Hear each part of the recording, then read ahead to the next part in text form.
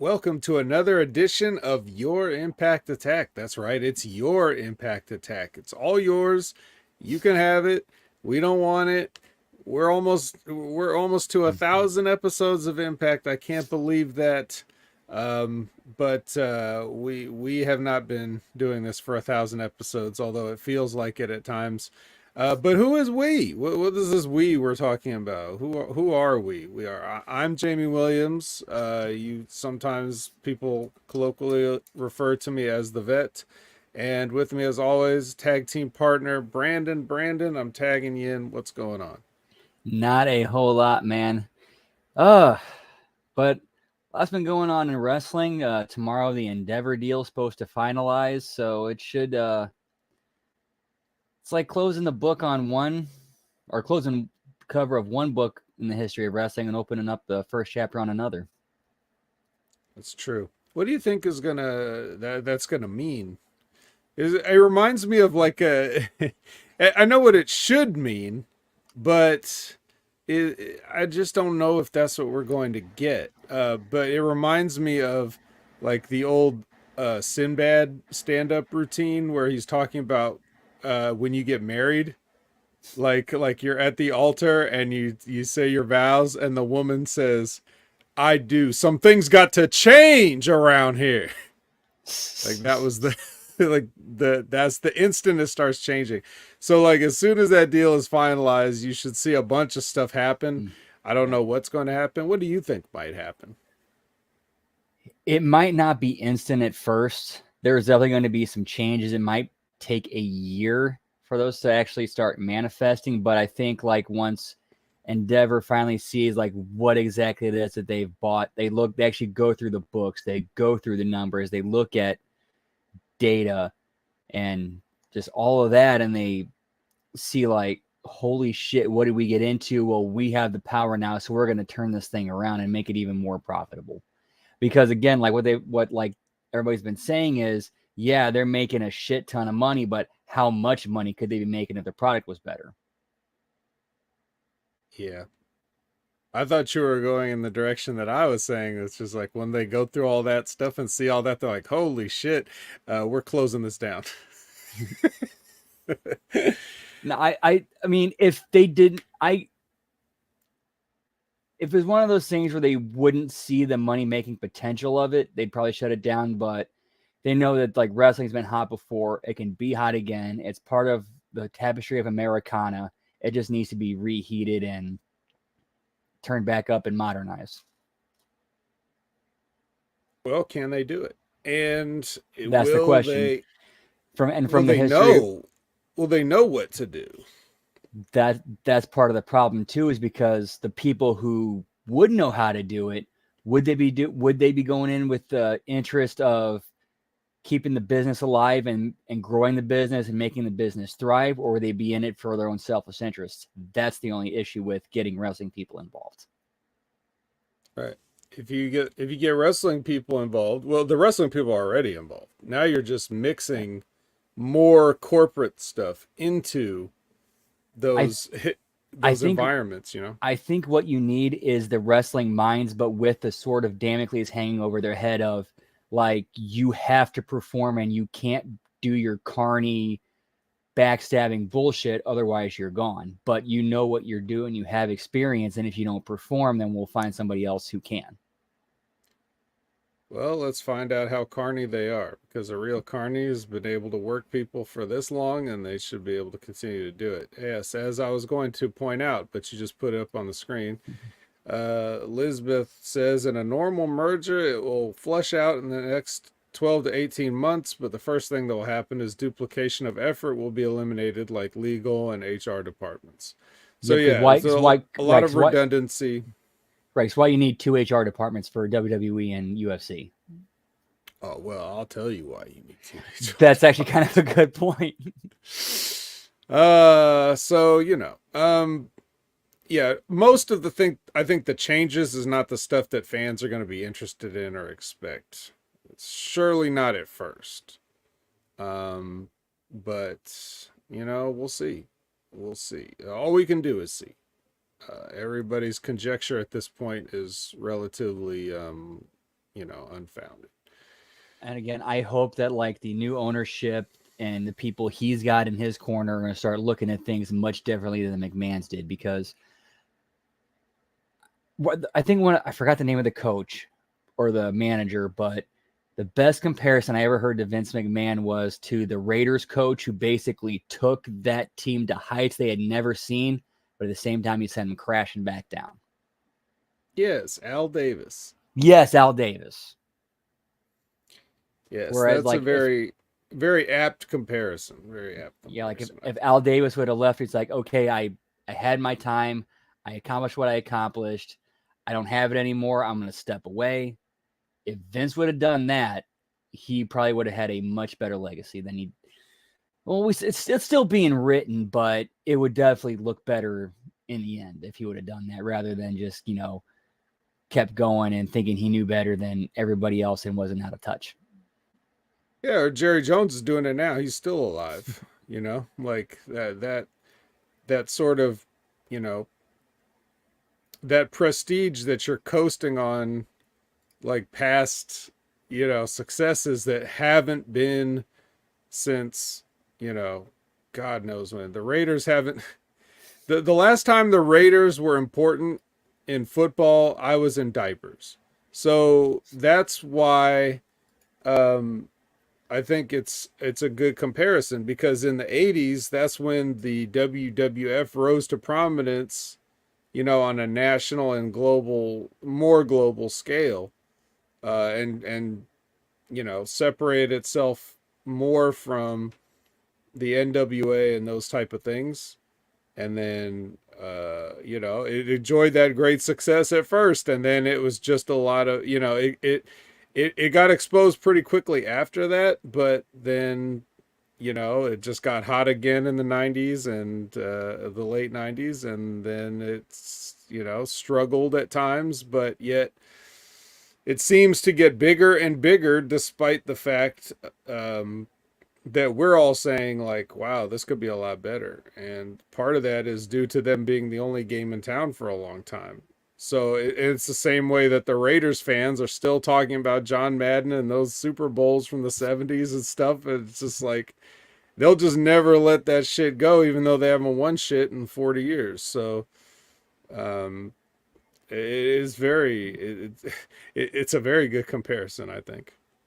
Yeah, not to say that like a Vince McMahon or Al wouldn't be a valuable asset, but you have to have them in the right spot, which is not a ship steer shot caller. Like, basically, they're kind of like the Godfather advisor that you go to when it's like, hey, I'm having trouble with this. I'm in this kind of predicament. What do you recommend? Yeah. And that's the thing too. It's like, you want them to back off, but it's their thing. They own it. It's like theoretically they should be able to do whatever they want. And agreed, but at the same time, though, for the sake of that product or that company, it would be best if they stepped away, because they're just not in that headspace. They don't have that ability anymore. Like, it's past them by, and it's time for them to pass it to somebody who can take it to the next level. Right. The one difference there, though, is that you have a tangible thing with results in terms of, football. It's like, are you winning or are you not? It's very easy for everyone to see that sort of bottom line thing.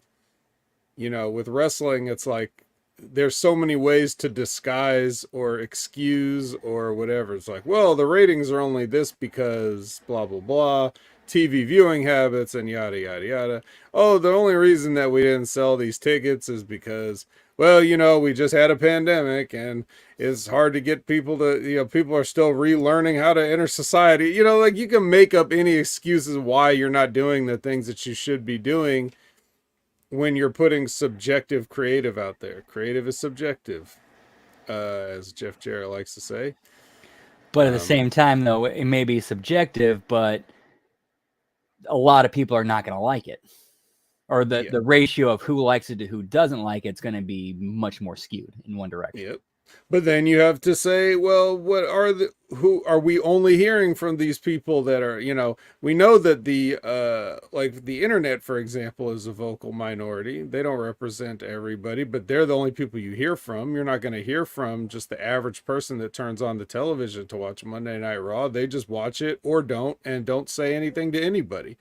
But then those people that get on Twitter or whatever, are they even watching the show at all, but they're still commenting on it? So you never really know who to listen to these days.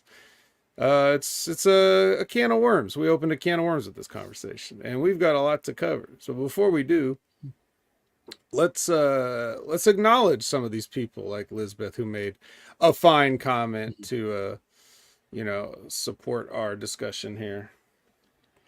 Yeah, it looks like we got hanging out with us tonight is Lab Rat, the aforementioned wonderful Lisbeth, Jerome Hall, Javi Uchida.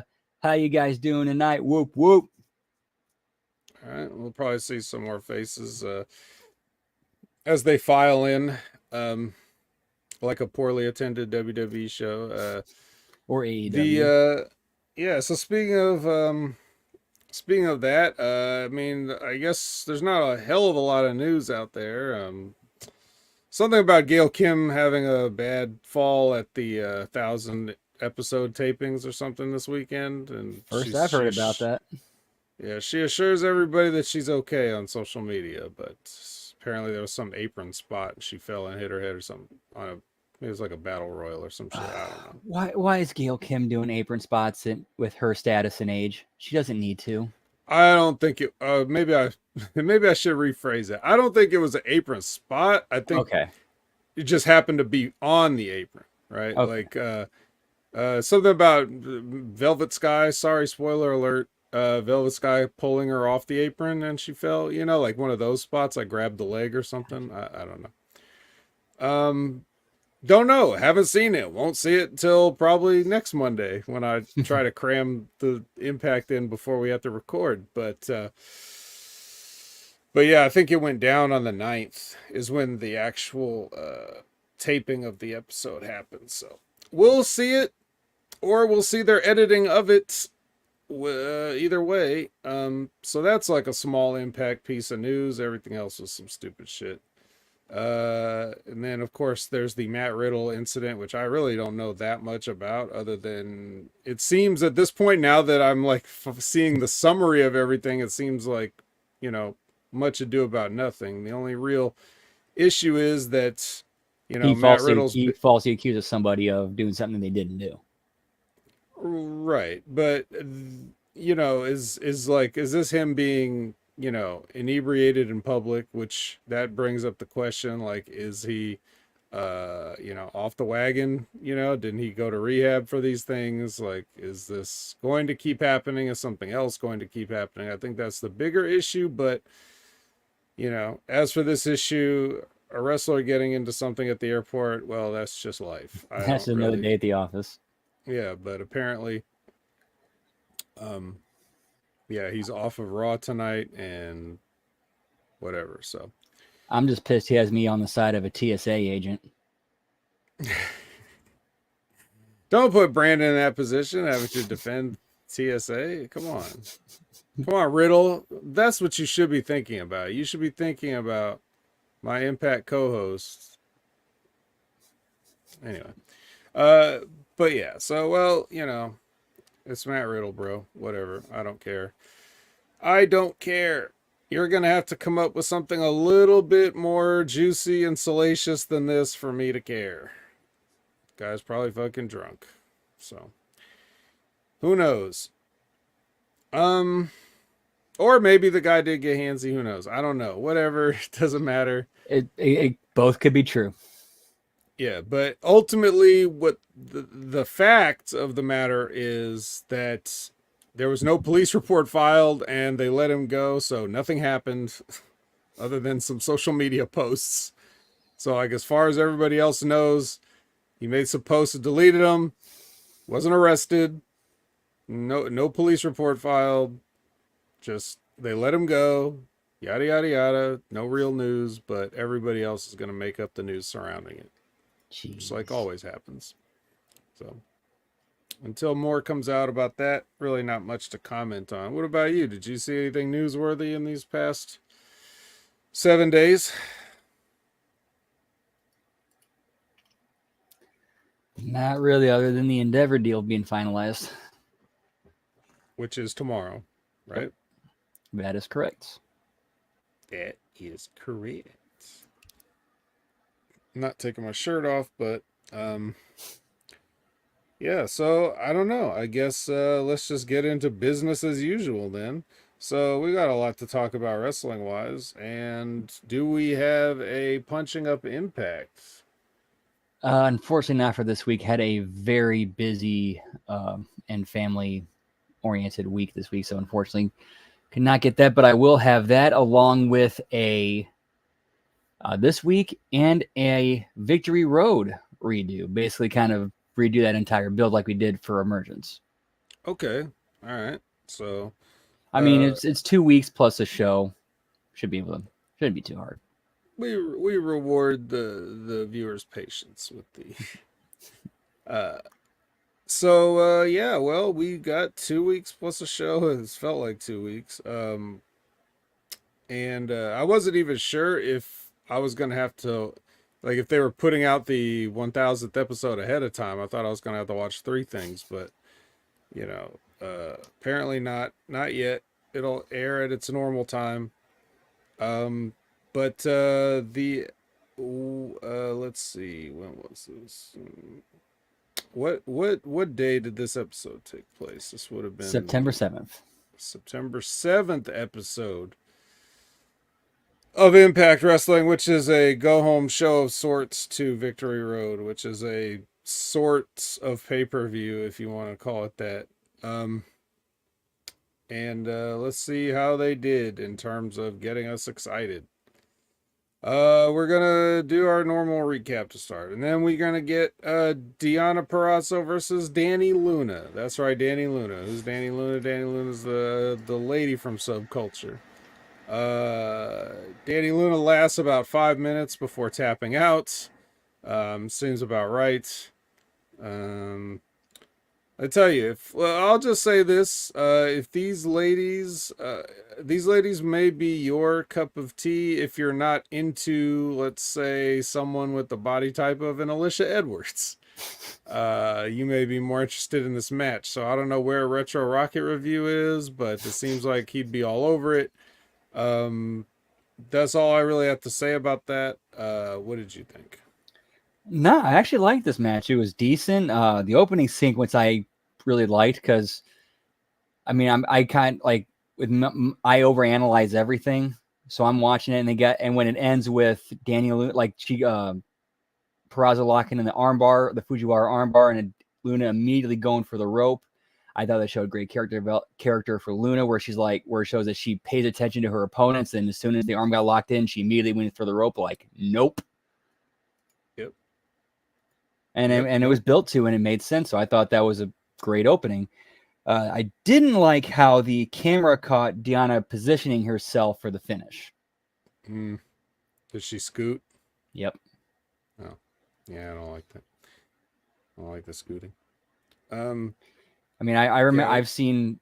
I keep thinking back to like if you got to position yourself and come off the top rope or something. I remember seeing like RVD and Eddie Guerrero adjusting themselves mid-air because they don't want to make their stuff look like shit. Right. You know, it's even worse when you do that and your spot is to move.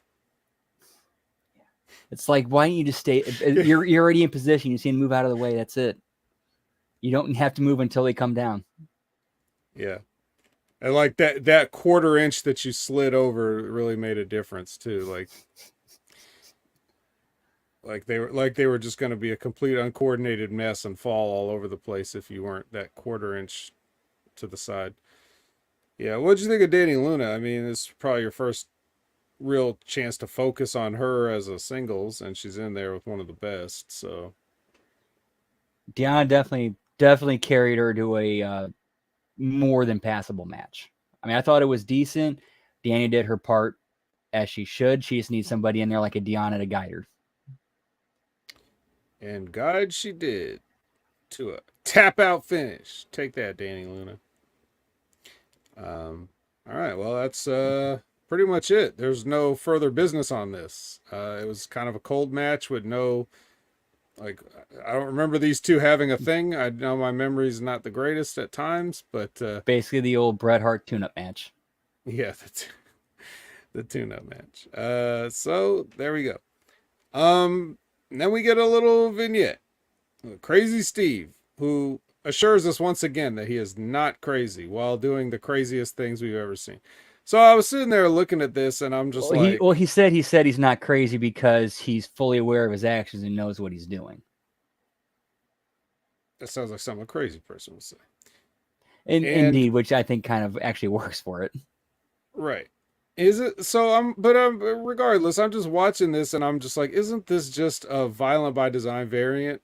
Like, isn't this just another, like, like when the He-Man action figure would come out with like Thunder Punch He-Man and Hurricane Fist He-Man, and like isn't this just like another the Violent by Design, like this is a guy in a room doing weird shit with music and lighting and talking like a cult leader, even though and talking about way bigger, more important issues than pro wrestling, and then you got to go in there and just have a match. Impact's never been one, or they've always been the kind of two where they pile on the different art or multiple of the different archetype. Like, so I remember when they had the Inspiration, they had the Influence as a tag team, and then they brought in Giselle Shaw. So it's like, okay, you have 5 girls with the mean girl archetype. Yep, going back to the beautiful people, and pretty much, yeah. Well, that's no excuse. I mean, just because they have done it doesn't mean they have to keep on doing it. Oh, I'm with you on that. I'm just pointing out that they have a history of doing that. And Crazy Steve has been Crazy Steve for a good long time too.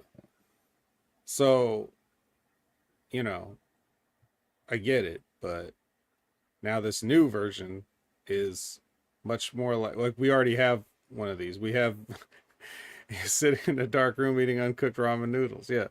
This version of Crazy Steve is like we have Violent by Design at home, basically is what this version is.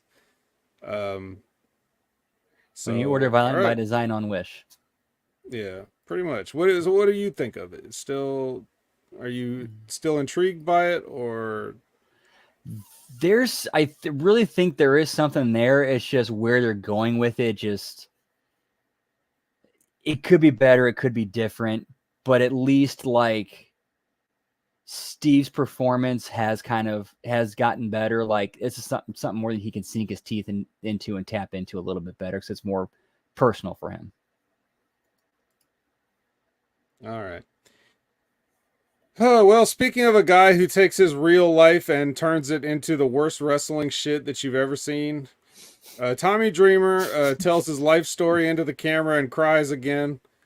And then Heath walks in and with what on the surface seems like some sensible advice, like, "Hey, man, hey, you can't just if you put your career on the line, man, then you're not gonna be able to help anybody else out, man. You're throwing everything away, man. Why do you want to do that over fucking Kenny King and the goddamn Digital Media Championship, brother?" Is basically what he said. I mean, not in those words, perhaps, but that was his point. And Tommy Dreamer was like, "Yeah, good point. I'm gonna do it anyway," and then walked off. So, all right, there you go. Great scene. Lovely honesty from Tommy. Crying. You can see the real tear. He's not just trying to cry like he's talking and the tears rolling down his eyes. You can hear it in his voice. He means every bit of it. And well, we'll talk about that match at Victory Road, and we'll talk about everything else. But I've already expressed my feelings on Tommy Dreamer multiple times. I've met Tommy Dreamer. I'm very familiar with Tommy Dreamer. But I'm just not into anything he's doing. And the final straw was when he and Bully had that program, and I was just like, you know what? I'm just done with all this crap. You can't keep prostituting out your real life that involves real people, living or dead, and turning it into the shittiest wrestling possible. You have to like, you got to honor them by not sucking. You know, like you have to do something that's cool and interesting. You can't just turn it into fake ass wrestling, man. If you're gonna be that real, and that's the same thing I'm saying with Crazy Steve. Like you pour your heart out and then you fucking you it's like you slip on it. You bare your heart for us all to see, and then it slips, the blood makes it slips out of your fingers and it falls on the ground, and then you slip on it like a banana peel. God damn it. Anyway, go ahead. And to answer Jerome's question, I think it goes back to the Mick Foley interviews from 1997. But the thing where he basically took his real life and his background and attached it to the characters that he was doing. But not everybody's Mick Foley. Yeah, nobody's Mick Foley, like not in terms of that. And people had not done that kind of stuff as much back then. We were still trying to protect the business back then. We didn't have the internet really to just, everybody could just look this shit up and find it out. The only way you would have known about Mick Foley is if you were watching WCW and saw that Cactus Jack stuff, or saw ECW and the Cactus Jack stuff, and you would sort of reference those things. But even then, he was talking about things that you couldn't have known, or he was telling made up stories or versions of stories that you couldn't have known for the sake of the character.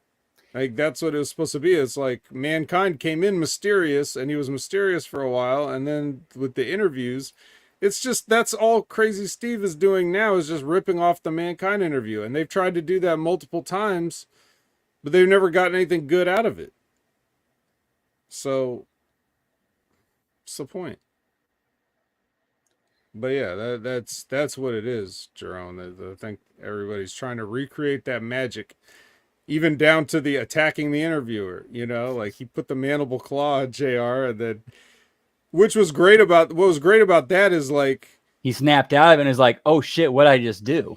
Yeah, get that help. was so good. It was so good. Can we get some help? Because it looked like he legit went out of his mind and then came to his senses. Right. So, which people, can do. But anyway. And Mick Foley is one of the few who could actually perform that believably. Right. All right, let's talk about some more believable stuff. Singh and Shira versus Joya with their full routine. Okay. They're doing the full routine, and of course the heels are just gonna stand there and watch it all. So Joya. All right. Well, Brandon's definitely a fan. I do feel that this is a barely acceptable amount of ridiculousness for professional wrestling. Like there's definitely a line for me. There's a line of delineation, and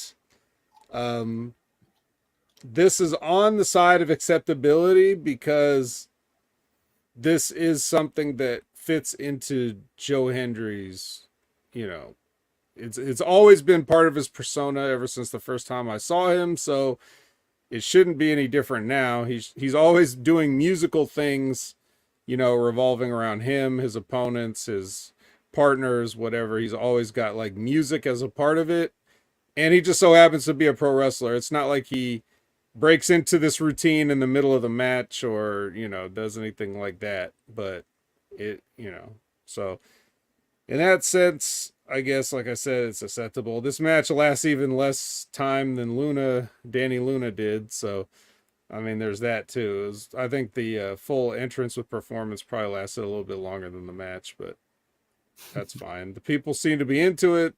Several crowd shots of people doing the dance and stuff. So that's good. It's getting over to that ironically liking things audience. But it was funny to see people of various ages and ethnic backgrounds all doing the clap and the hand thing. So, all right, what do you think, Brandon? That's Joy is over, huh? Hey, when you can cross that many backgrounds, you know you're over, or appeal to that many backgrounds. Yep.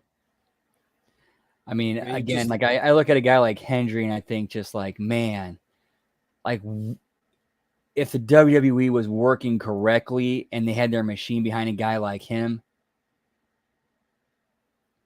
like he could be a huge star because he's one of those guys that has it. Yep. But they're not, and they wouldn't. And having a giant Scottish handsome guy would threaten Drew McIntyre. So That's true too. We already got one of those, pal. yeah. All right. Anything else to add about the match there? Any notes or? Nah, I just can't help but like I look at Yuya and then I think of like Okada, Sonata. Like I'm just thinking like 10 years from now, like Yuya is going to be a big deal. All right. Marking it down.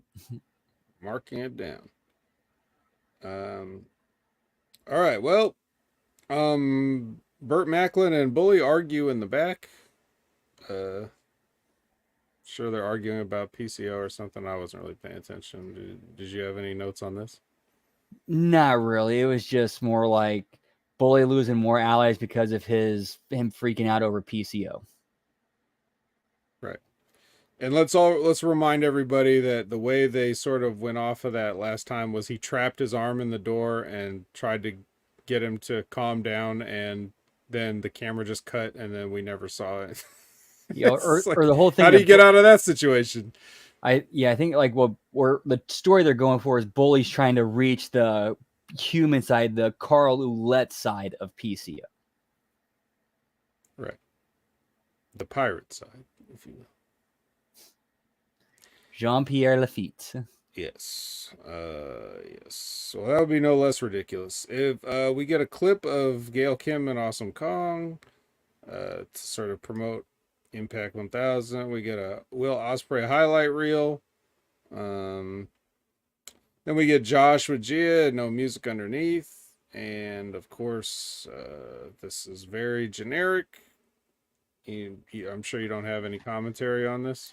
Now, there's a lot of generic and just basic wrestling promos tonight. Okay. Not working too hard. That's okay sometimes. Subculture has joined mid-entrance. They take on Swanahan. Yeah, if you thought I was going to pay attention to this, I'm sorry. I'll refund your $5 channel add to subscription right now if you wanted a full breakdown of this fucking match, but I ain't doing it. Maybe Brandon can help you out with a little bit of it, but as soon as I see these, like all these guys except for Rich Swann, but like once Rich Swann is guilty by association, you know, that I group him in with that. So unfortunate, but I got really nothing on this match. It was just basically your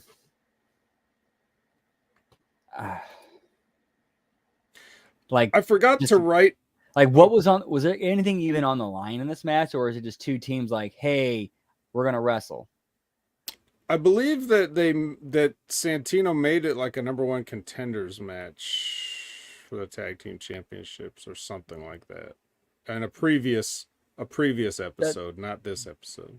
That's what I was thinking, but I don't think they drove that home enough or even mentioned it. Yeah, it seemed random, and I could be wrong. But I know it was set up in a backstage segment the previous week, but like what did this really accomplish? Like what business did this forward?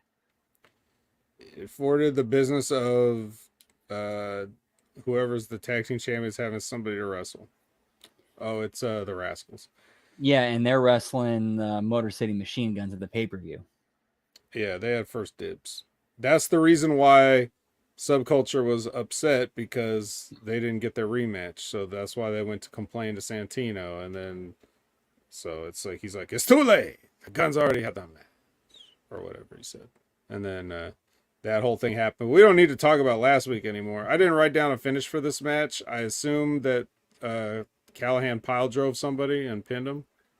Yeah, I do. Yeah, Swan and Callahan went over. I forgot what, but they did go over. I'm going to go with pile driver. Maybe the chat can correct me if it was not pile driver. Cactus driver 97. Yeah, right. Don't ever compare yourself to Cactus Jack again. Um, That's how I always thought it was like a tribute to was Cactus Jack. That's why you call it the Cactus Driver. yeah. Well, you're no Cactus Jack, and your pile driver is no Cactus Driver, and even he didn't call it the Cactus Driver. He just called it a pile driver. Uh, the we get a Oh, promo. nope.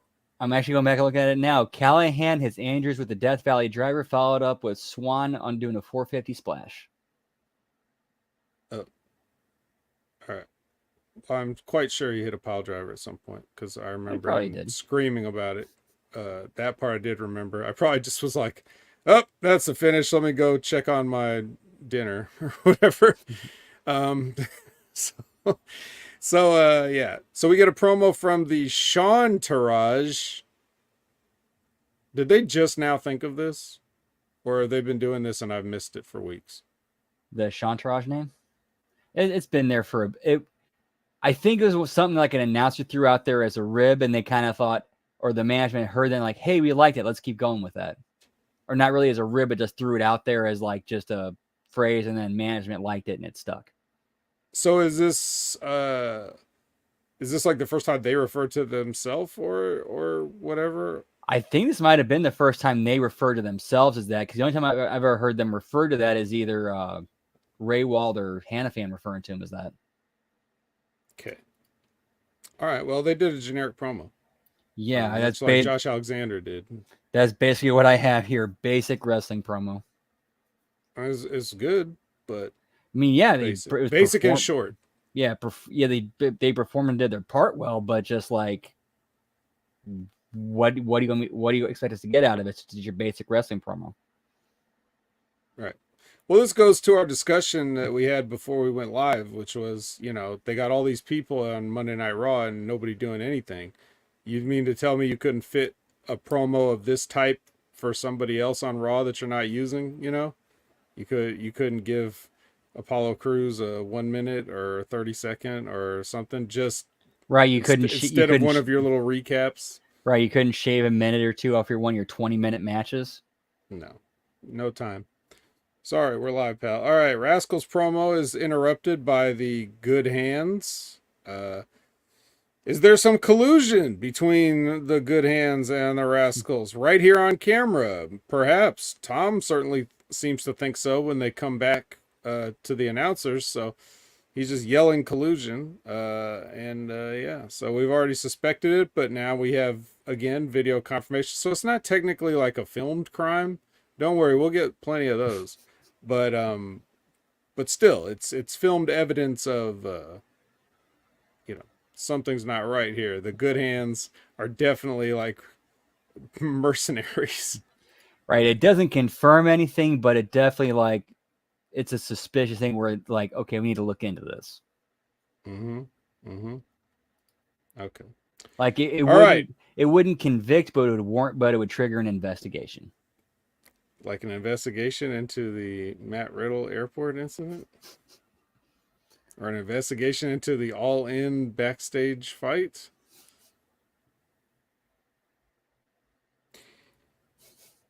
So we finally get to a something on the show that we can actually talk about, or at least I'd like to think we can. Because young Kevin Knight has another match with a veteran wrestler, a grizzled 28-year-old veteran wrestler in Lio Rush. That is far and away the highlight of the show. It's probably the highlight of the weekend.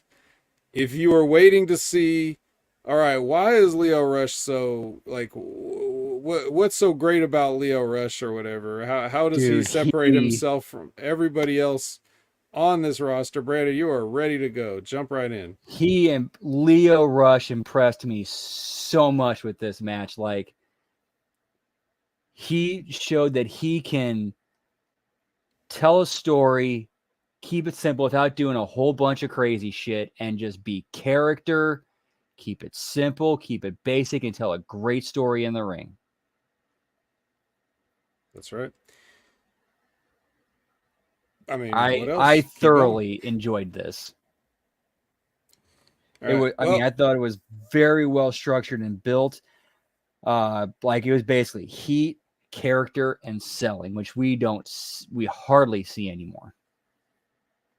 no. Well, in a world of guys who are undersized and like to jump around, how I do you stand out? he somehow figured out how to manage to be a great, small, annoying pest heel.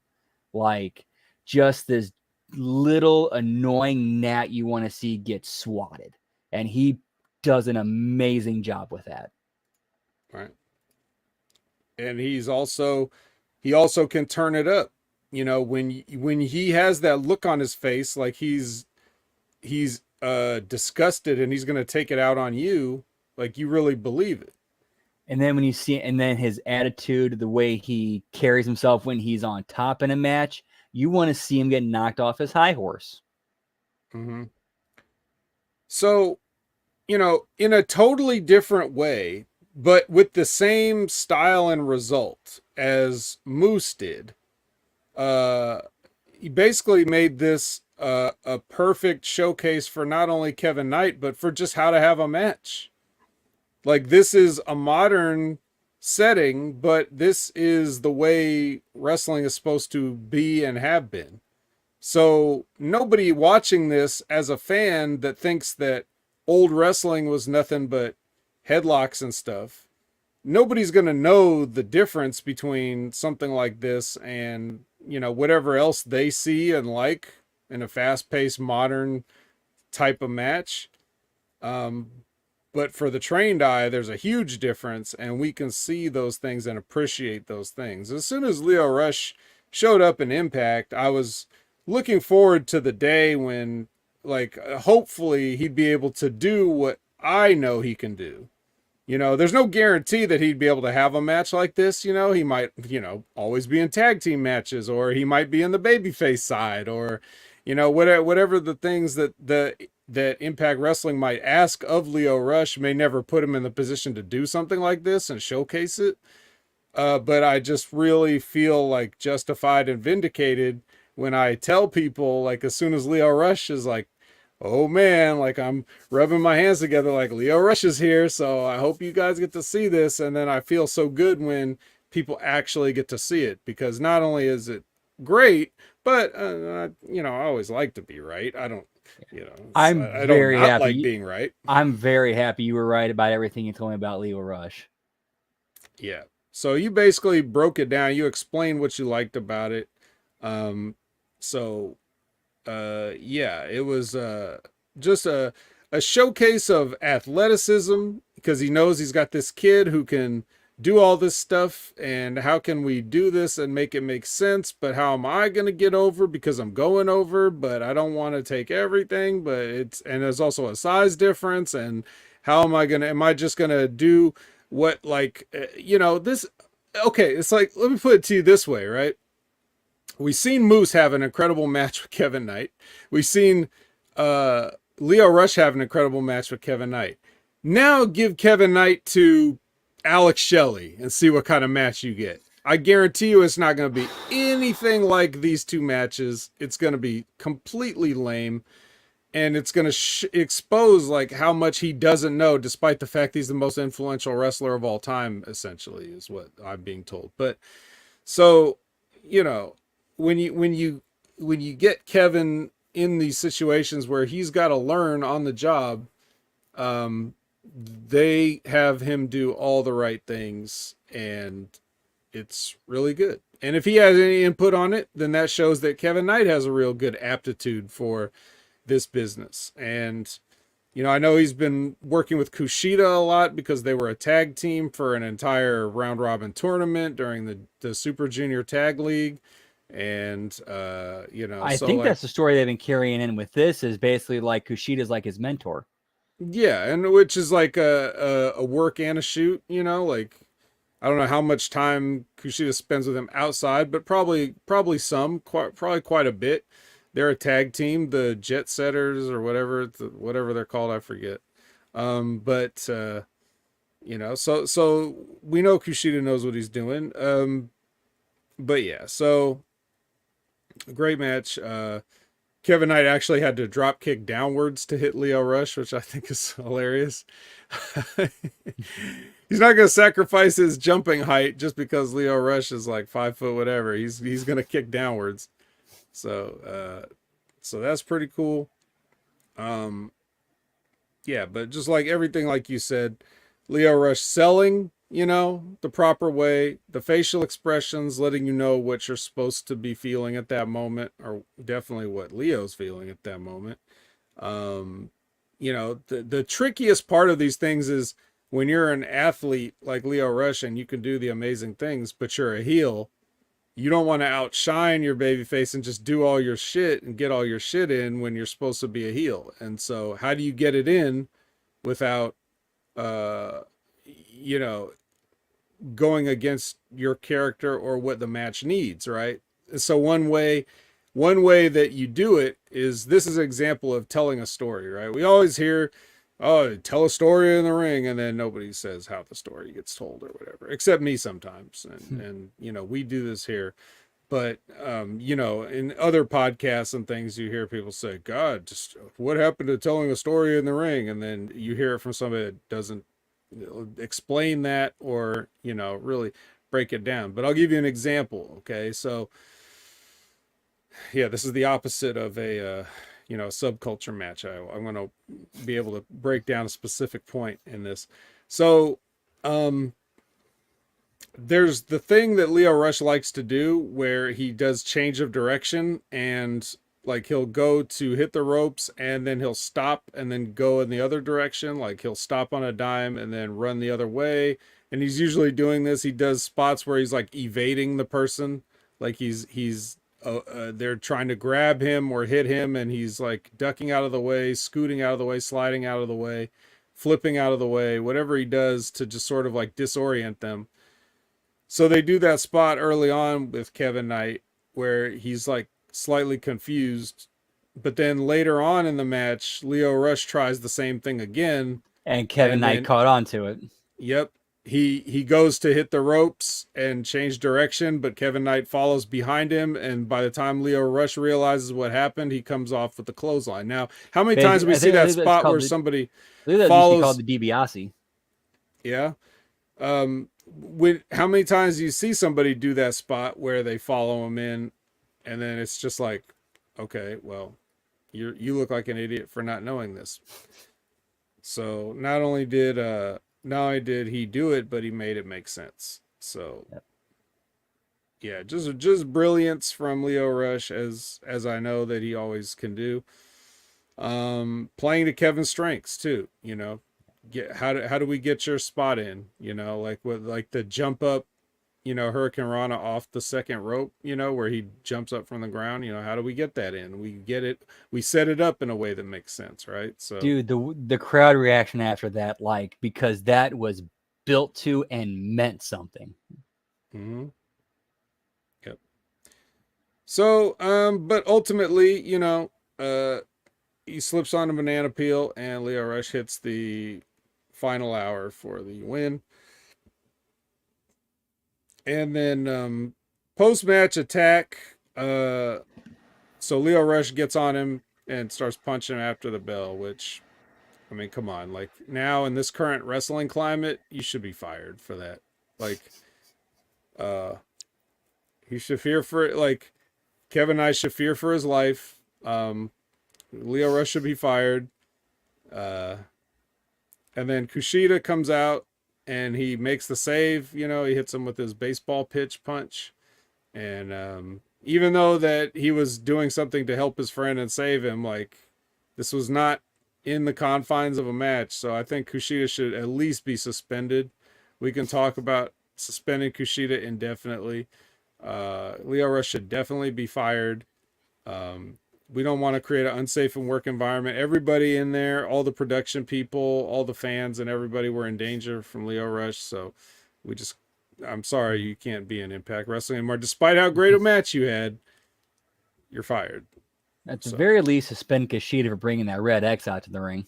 Oh, yeah. You know what he could do. You could put an eye out with that. It's very sharp. You could stab somebody with it. You could scratch somebody with a corner of it. Yeah, we'll have to talk with the discipline committee about what to do with this. But in any case, the next thing that we have is Dango Bravo, and they do their usual stuff. They're on a bridge somewhere in Toronto, I guess. A nice view. Uh, they're doing all their, like I'm not gonna repeat everything he said. Some stuff was like, shouting out congratulations to Dixie Carter for 1,000 episodes, and he does a parody. He does a parody of Jake Something's promo, which is funny. So there's some good comedy stuff from Dango as usual, but so yeah, him versus Jake Something.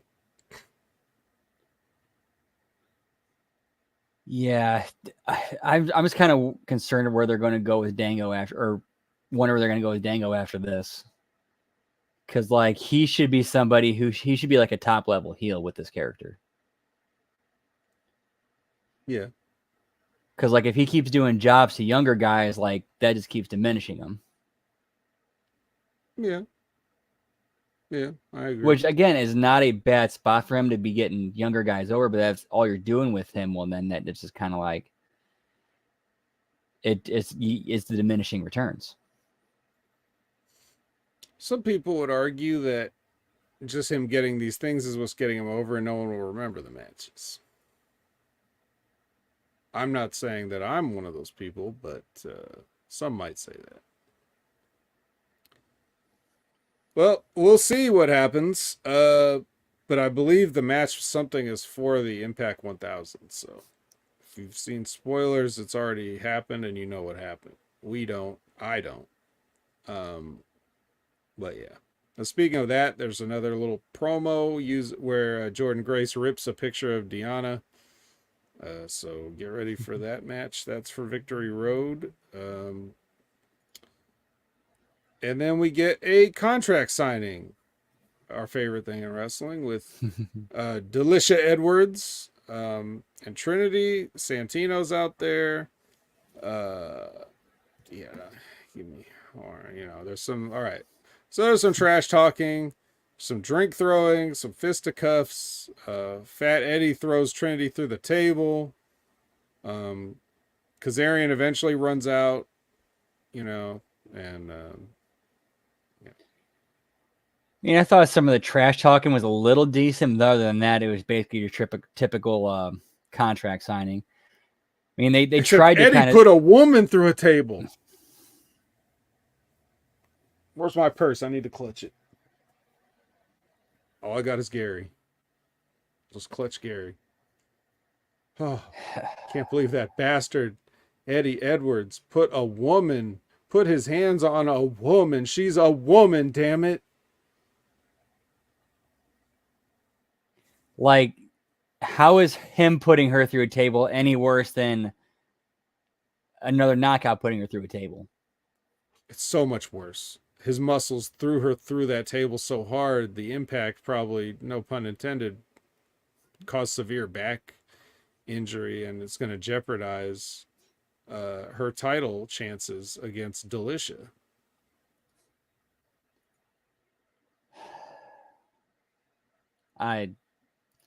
And why are we still doing contracts? He's just so big and fat, you see, that.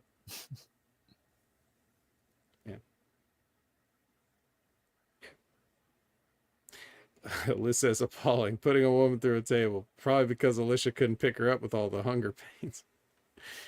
That's right. She's too famished and starving to lift anything. So she couldn't even lift a fork to her mouth if she had the food. So weak. Yeah, we're just having fun with it. It is what it is. It's contract signing. You either do exactly what everybody expects you to do, or you subvert the expectations by doing nothing. And either way, it's never really truly satisfying. So I will say everybody should be fired in this, because this was just a contract signing. This is business getting done for the company. We're just trying to get the match official, and people are throwing drinks and punching each other. And this is just, I would fire both of them. matches off. You know, knockouts title vacant. Really don't need this. Only Kazarian, I would say, doesn't get fired because he didn't really do anything. He just ran out there. But everybody else probably fired. I think fired. What do you think? Fired? Just fire him? Oh yeah, fire him. Yeah, fire him. All right. Just making sure.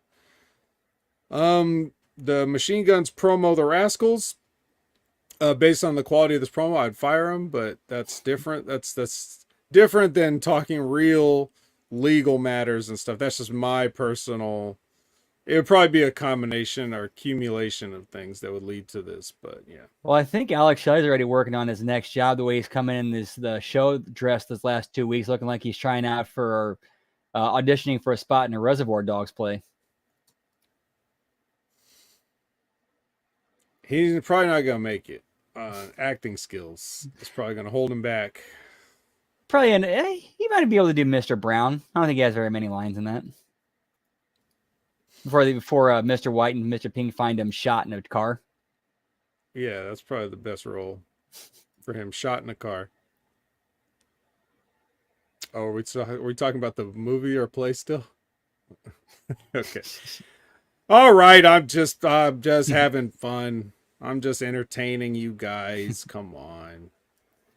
But seriously, the promo was just, another one of these 30-second typical wrestling promos. We're gonna beat you. We'll see you Sunday. Mm-hmm. Yep. Oh boy, riveting. Yep. And then your main event is Bert and Bully versus Josh and PCO. Fucking whatever. I'm not gonna talk about this match. But I will talk about the finish where the finish. The Frankenstein monster, the uncontrollable zombie monster, is concerned that he might accidentally hit the referee, so he goes for the thing and does the I might have hit a referee, and then they hit him in the balls and roll him up. So and then he gets right back up like it was nothing. Like laziest finish I've probably ever seen. He has no balls. I mean, he's dead. He's legally dead. He's alive enough to be concerned about the rules of the match and how hitting a ref might get him disqualified, or at the very least cause him discomfort, or perhaps a potential firing for striking an official. But I mean, certainly his balls are fine. Balls. That's your Impact main event. Bully Ray gets a roll-up win on the guy he's supposed to be wrestling at the pay-per-view. Yep. I'm the guy that's supposed to be buying the pay-per-view. Am I going to do it? Do these people, seriously, do you guys know anything? Anything at all? I'm not even going to qualify that. I'm just asking, do you know anything? Does anybody that's working here know anything? No, they don't. Okay, they don't. Yeah. Well, anyway, speaking of Victory Road, we had a pay-per-view called Victory Road. Did you watch Victory Road? Up to the tag title match. Okay. Well, let me tell you something. This was... What was this? I don't think this one wasn't as bad as Emergence was. I'll say that. I definitely should have got some muffins, but I probably could have used them more for the Emergence review. It was okay in parts, but I mean, as we break it down, I'm sure I'll change my own mind. Starting with the countdown show, did you watch that? I did not the countdown show. I read the results. Countdown shows. Okay, well, it starts with an Alan Angels Open Challenge, because that's the level that Alan Angels is at. He's issuing open challenges. Like, what does it matter? You've been beaten by the parking attendant in this company. Why would you know, you should be trying to get out of matches, but apparently you're opening up uh your schedule to everybody that exists in the world right now. So that seems that makes sense. Anyway, in his promo, I wrote down like did he say, and I quote, I ran it back and I wrote it down because I wasn't sure that I heard what I heard, and I said, did he say this open challenge could be anybody answered by?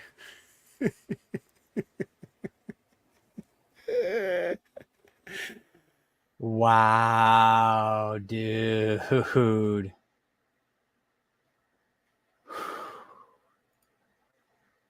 I wonder if he was nervous having a microphone in front of a live crowd. You think Alan Angels don't do a lot of promos in front of live crowds?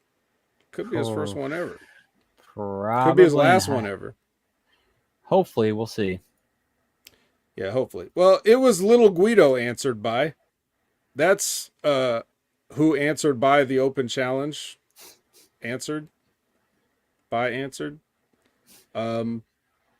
So Little Guido, you know, have a match.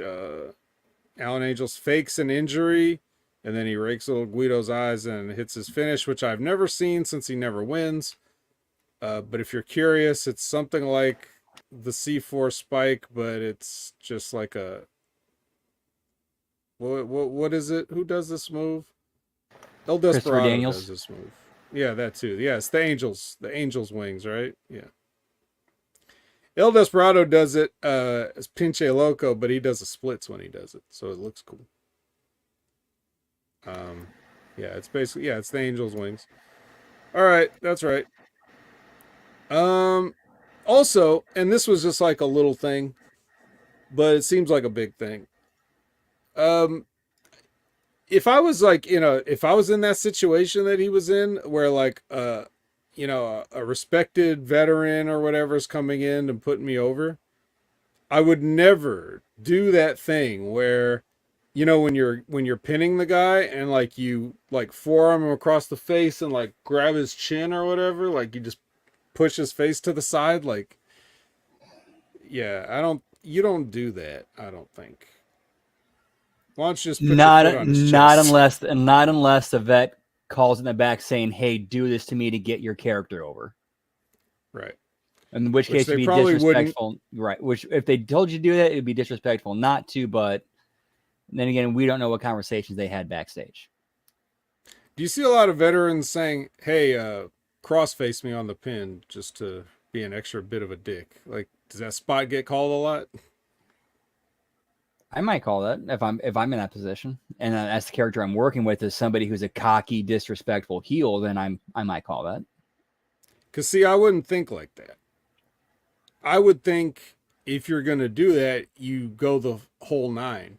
Do something else disrespectful that's obviously blatant and disrespectful, not something that maybe nobody will notice. It seemed like he just did it at the spur of the moment, and it just seemed disrespectful. So anyway, I interpret that as disrespectful. But, whatever. The guy can't even speak, so what does he know about respect? Anyway, next we have let's see. How can I do this in the style of a Conrad Thompson? So we see PCO walking through the parking lot, and then we see Bully Ray hit that motherfucker with a car. Well, it's a good thing the camera was filming this, right? It was a good thing they were out there waiting for PCO to arrive. And right at that exact moment that he was arriving at the building, which I guess he walked there from Toronto. If I'm a district attorney in that area, I'm just doing this, like, whoo-hoo. Mm-hmm. Yeah, well, as Jerome already beat me to it, that's a firing. You better believe that's a firing. An on-camera vehicular assault. Like, if we're talking about front face locks in the back, we got to talk about vehicular assault. That you you just get to have you just get to hit a guy with a car and just have your match. Like,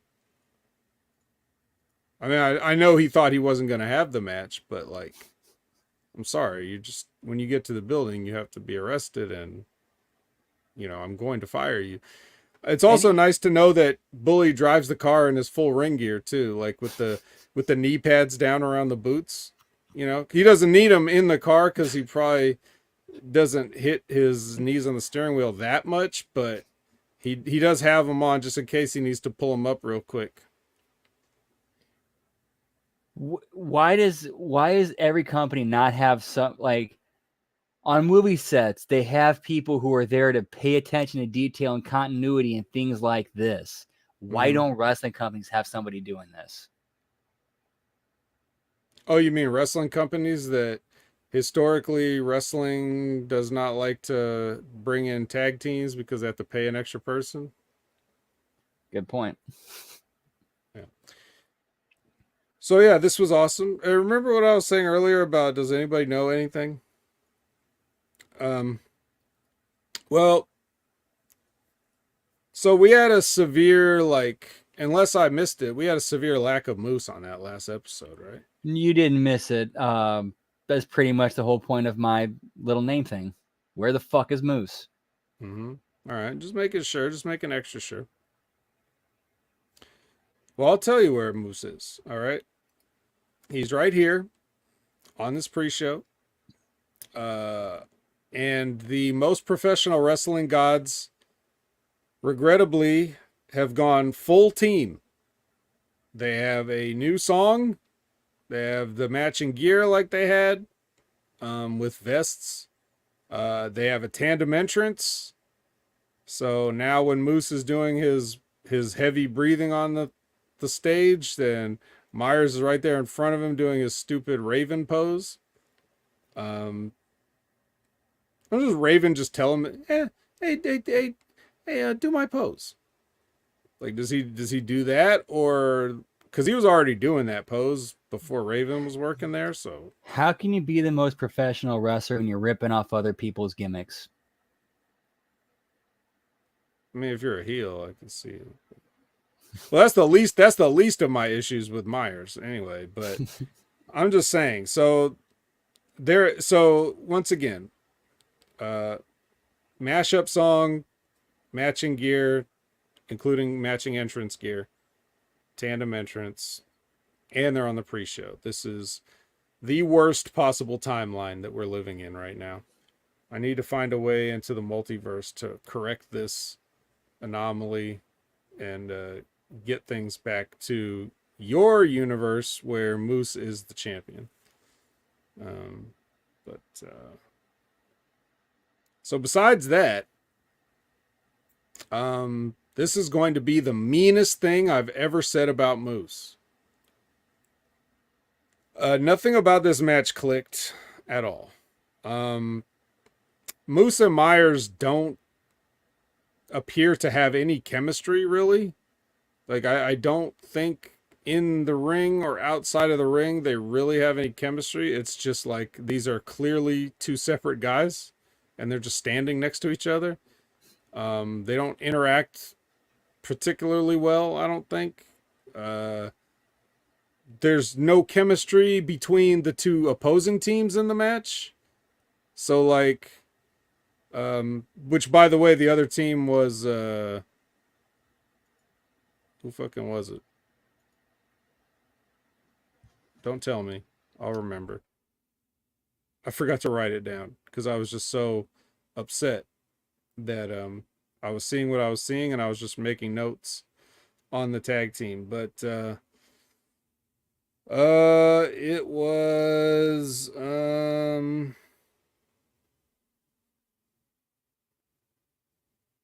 yeah, I don't know. I forgot who it was. They won, whoever they were. So that's good. But yeah, there was no. Oh, it was ABC. Sorry, that's who it was. It was ABC. So there was no chemistry between ABC and MPWG. They just were like it wasn't that the match just was not. It was, you know what I mean. Maybe the fans don't know as much, but I'm sure you, Brandon, know what I mean. The chemistry of where you're just seeing this match and like they're doing the stuff that they talked about doing, but it just doesn't have that like. It doesn't have that. I don't know. There's an it factor to a match, even, you know, where you could feel like it's going good. And this feels like it's going, well, mostly it's going the way we talked about, but it's not interesting. Like the fans aren't really, I don't know. Everybody just seems like they're, I don't know if they're phoning it in or they didn't seem like they're phoning it in. It just doesn't have that like, you know, that thing when it doesn't have that Kevin Knight and Leo Rush, you know, where you're like into that, the emotion of it, you know? Um, so there was none of that. So no chemistry between Moose and Myers, no chemistry between the teams, no chemistry in the match. During the match, they tried to do one of the instant replays to show like a dive or whatever, and there was a technical issue with the instant replay where the instant replay went full screen and it looked like that was what was happening live, even though it just saw it. So they fucked that up. And then after Myers got rolled up, because yeah, he got rolled up by I think it was Ace Austin rolled him up. The referee like I don't know. I don't know if it's the ref's fault, but the bell didn't ring for like 4 seconds or something like that. It was like a 3 count, and then I was like, was that it? And then the bell rang, and I was like, oh, I guess it was it. I thought it was a 3 count, but no bell rang, and I was like, nothing about this whole thing was cursed, basically, is what I'm saying. Like, it should never have happened. It's like a, hey, this kind of thing happened. Let's do better next time type deal. It's fucked.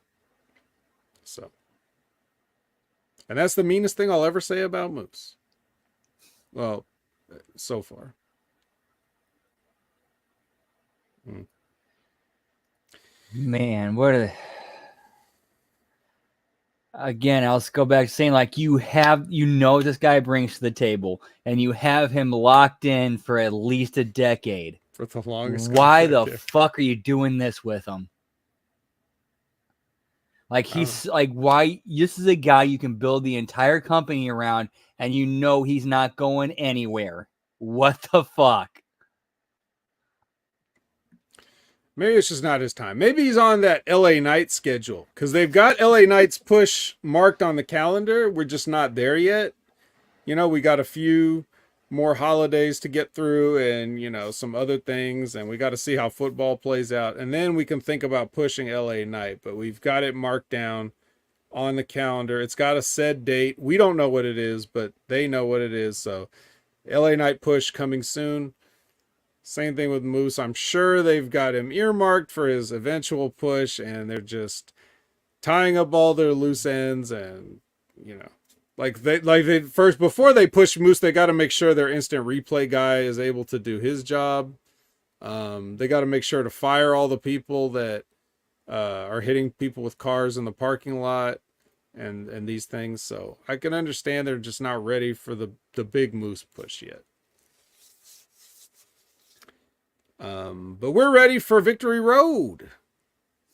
And our first match, well, we spoke of Leo Rush earlier. And now Kushida is attempting to cash in on his X Division Championship match against the champion Leo Rush here. They put on a good 12 minutes or so. I didn't really count it, but that's what it felt like. And, you know, Kushida unsuccessful, unfortunately for him, in capturing that championship.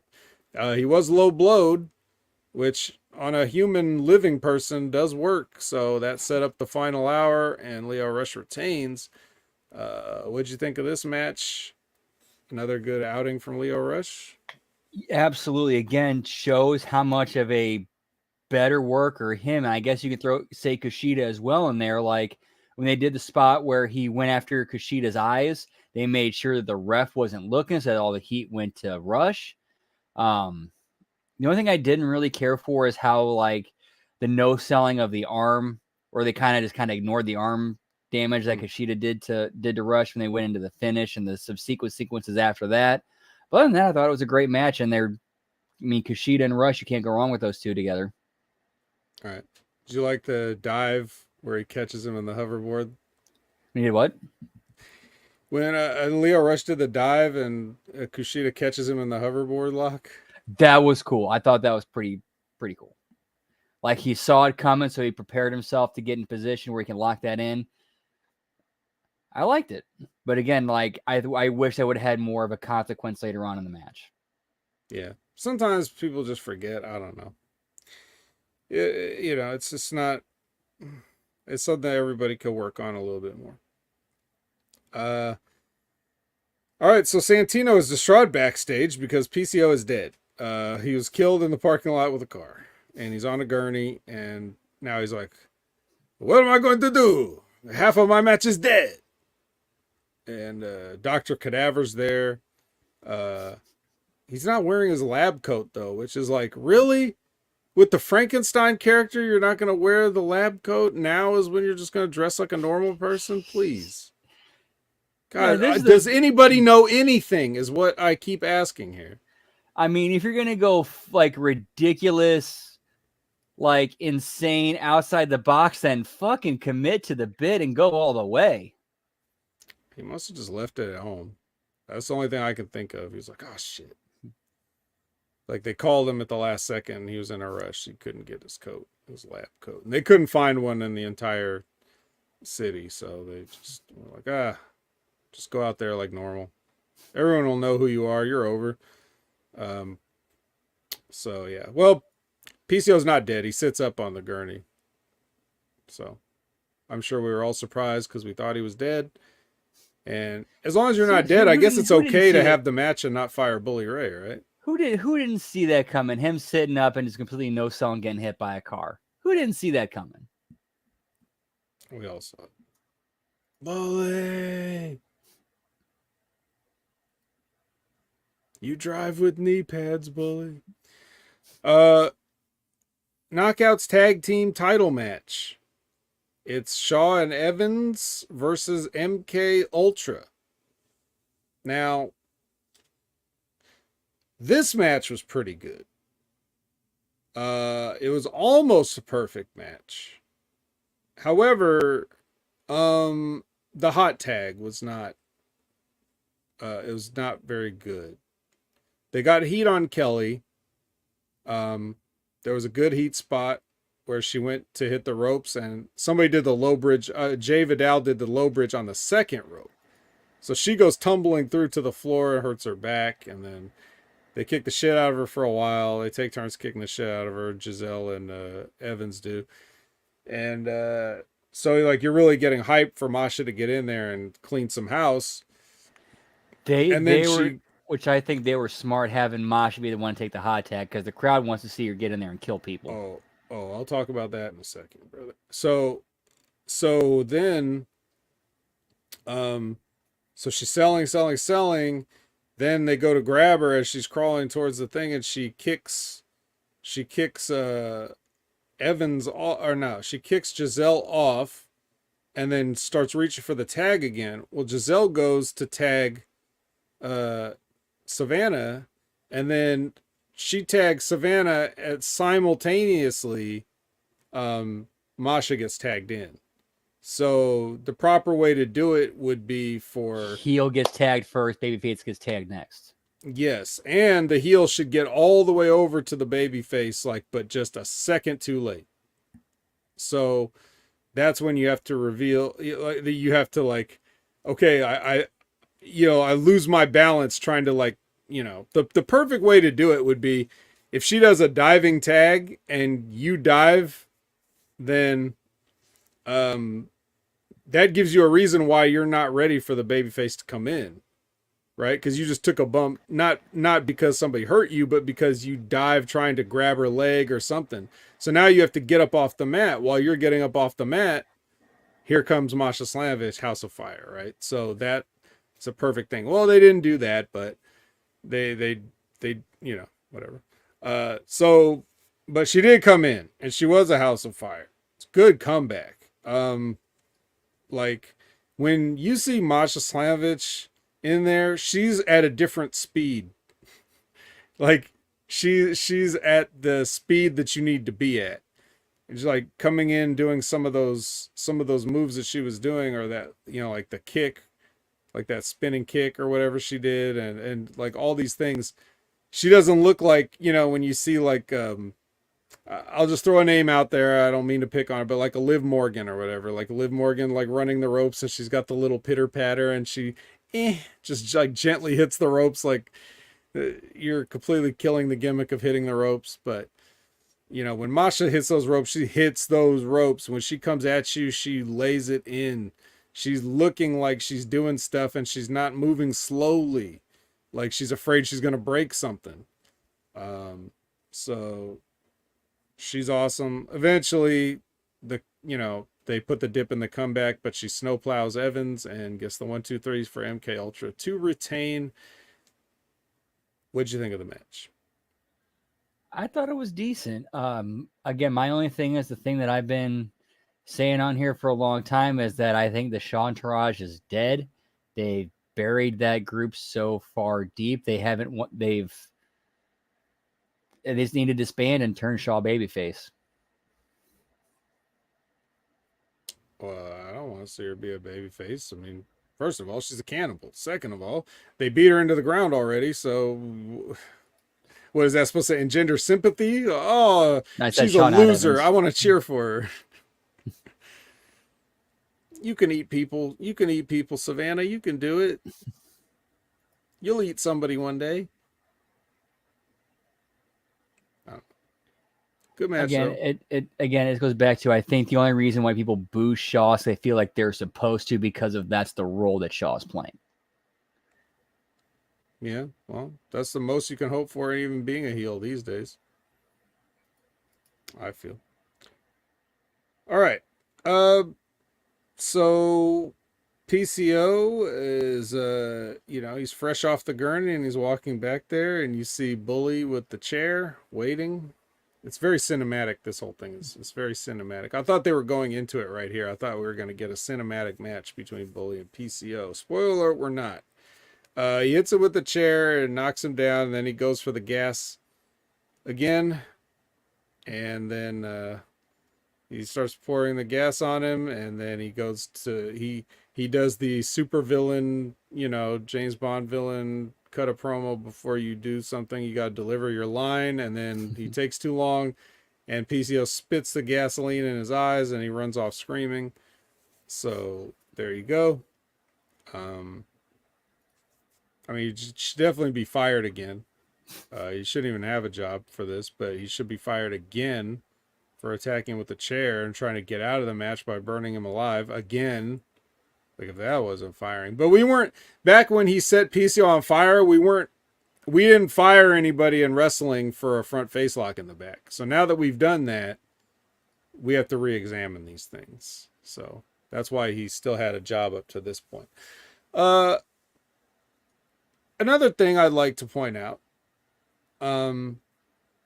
as Drone says, if you're going to be a cannibal, you got to use the right seasoning, which I'm not going to endorse that statement, but I will.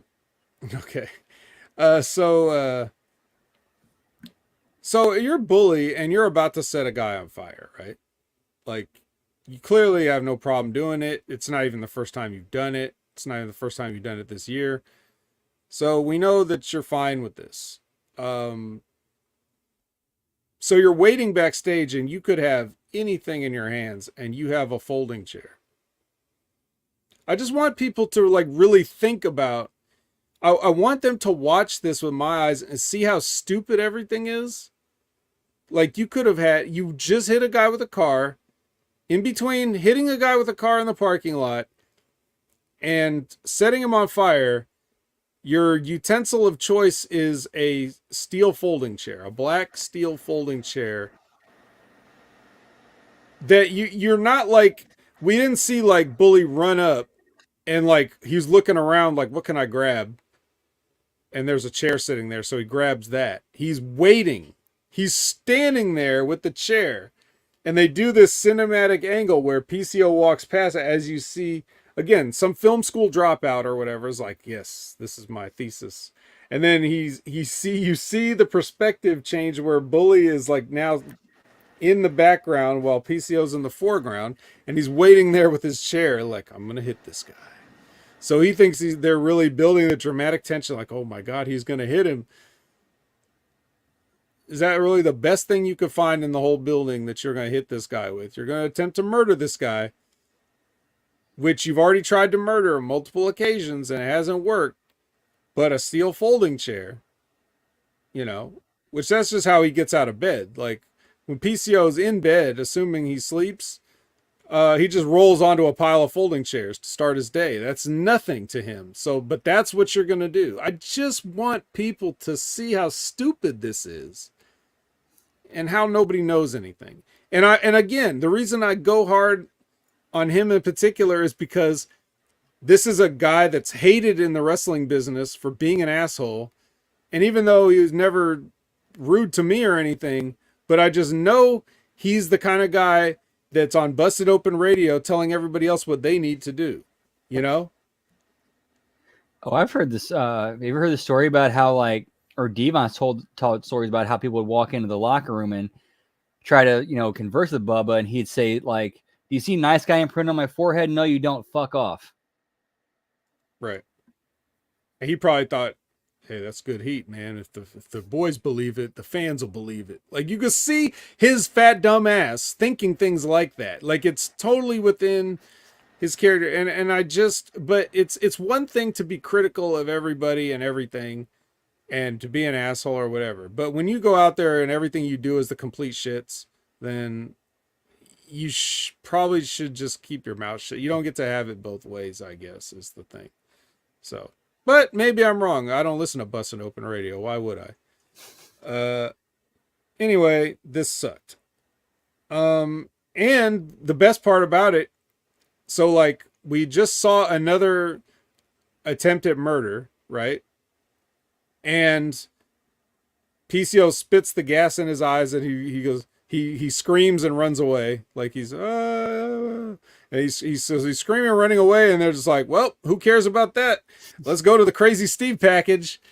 Like we don't like nothing interesting to see here. This was a planned segment. It was going to last this long, and we were already ready to pitch to the next thing. So, that again, fakest shit ever.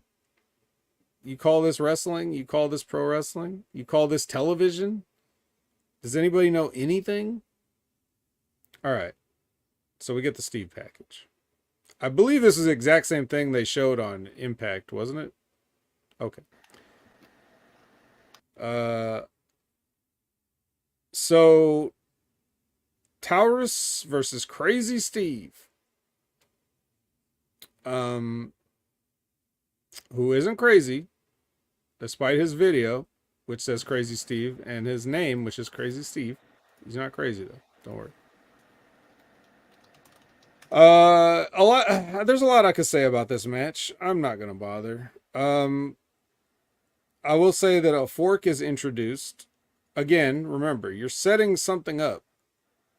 Like you could bring anything you want, but one silver dinner fork, not a salad fork. It is a dinner fork. And he hides that, like sort of under the announce table, I think. Yep. So they did the broadcast up to that point, not knowing they had established that, or at least the announcers set up that he was checked early on because of the fork he brought during the Impact match. So he had to hide it under the announce table because he knew that the referee was going to check him. I think that's what they were setting up. But he had to be a fork, though. Again, he could have picked anything he wanted. He could have brought a knife if he wanted. Could have brought anything he wanted. Brought a gun, even. Because nobody cares, right? It's just, it's wrestling. We can do whatever we want. So just hide a gun under the thing and shoot Taurus. Or how about a sword? Since he's a bull, like you stab him through the heart as he runs past your red cape. why would you settle for a fork? A fork's not going to reach. I don't think the fork's going to penetrate the rib cage. Anyway, it's just there. The fork is only there for the referee to take it away so that he can thumb him in the eyes and hit a tornado DDT. That's the finish. And then the announcers keep saying things like, "Is this the death of Decay?" No, what do you think?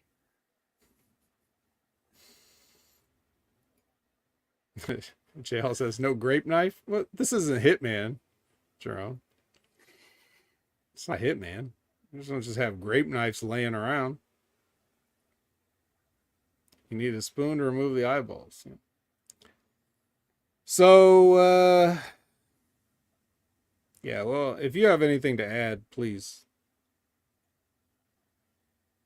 Again, like there's potential with what they could be doing with Crazy Steve and his character, but this it's just going all wrong. They're trying so hard to make it look like a heel version of like the Mankind stuff from '97. It's just not going to work. Like he needs to be his own unique thing. Like there's something there that can be done and cultivated and molded into something, but they ain't doing it. That's right. And I know you didn't mean it like this, but just remember, in the wrestling business, potential is coded language for why are you still the shits. Speaking of which, Dreamer with Gia and no music underneath. You know, like I already buried Dreamer, so I'll say this thing was short, sweet, and to the point. He just cut a promo to the camera, and it was good, and it didn't take long, and that's, you know, what he needed to do. So I'm a fair man. I am fair. I would give Tommy Dreamer's promo an A. All right?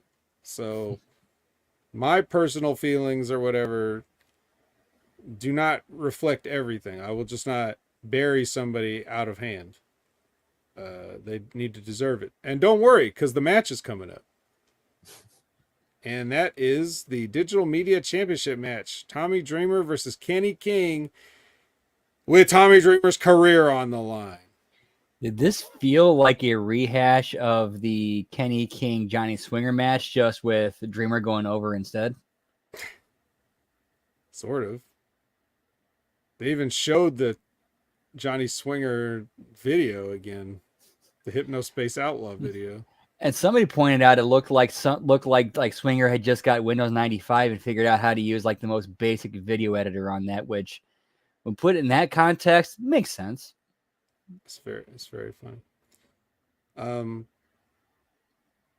Yeah, but yeah, as I mean, it did basically. I mean, it's similar. It's a similar thing. You know, Dreamer and Swing back when Johnny Swinger was an actual wrestler trying. You know, like they were in ECW together, and so you know, there's history there. It makes sense, the connection. But and then you get this match. Which, so this whole storyline felt like an ass pull. Sure.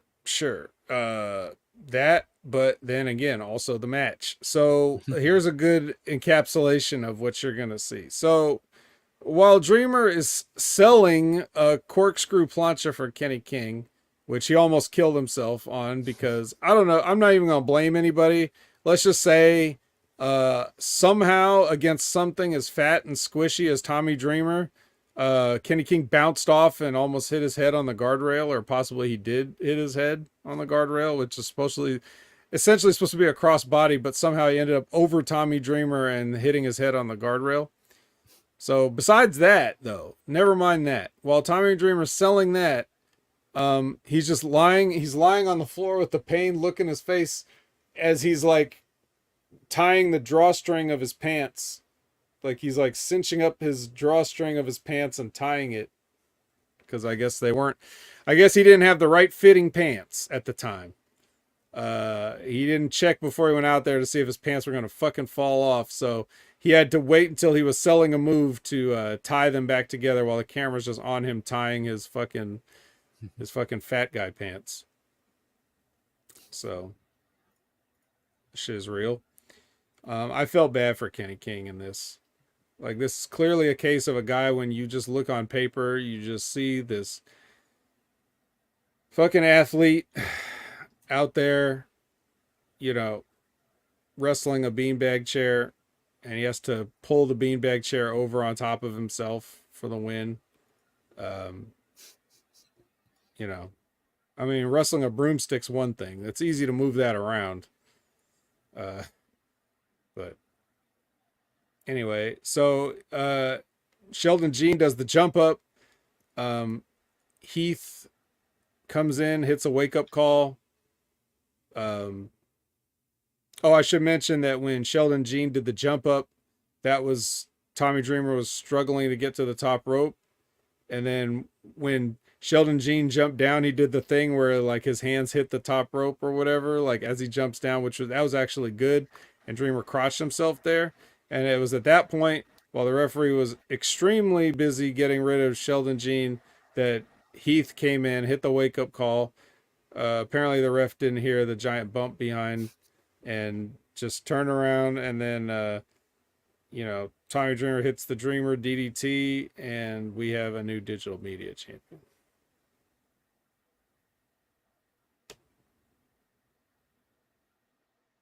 Yeah.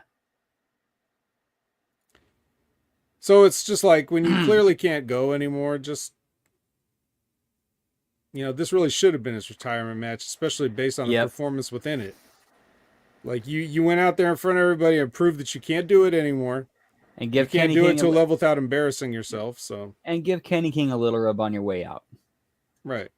And not that way. Not in that context and not in that sense. Don't rub Kenny King. Nobody. I know he was a Chippendales dancer. Not the Vince McMahon riding back from Saudi Arabia with Young Ryder kind of rub. No, don't do that. No, you cannot touch the dancers. There's no sex in the champagne room. Okay, just retire. I don't know. He still has a chance to retire. Just because he's a digital media champion doesn't mean he has to be a champion and defend it. He could just give it up and retire. That'd be good. We'll see. That'd work. Bert and Josh warm up, and then we get a package, and then we get Deonna Purrazzo versus Jordynne Grace. Any thoughts on this match? It was a match. I mean, what have we seen from these two that we haven't seen already? Good point. Well, I'll tell you what we haven't seen. We haven't seen Jordynne Grace get a win. She was 0-4 against Deonna, and now you can put a 1 in that win column because she hit the Grace driver, and she has beaten Deonna Purrazzo. There are talks I've seen on the sheets that Purrazzo's on her way out. So this could explain her treatment as of late. And again, like, what else can Deonna do there that she hasn't already done? Like, she's basically done it all. Right. So we'll see. Where's she gonna go?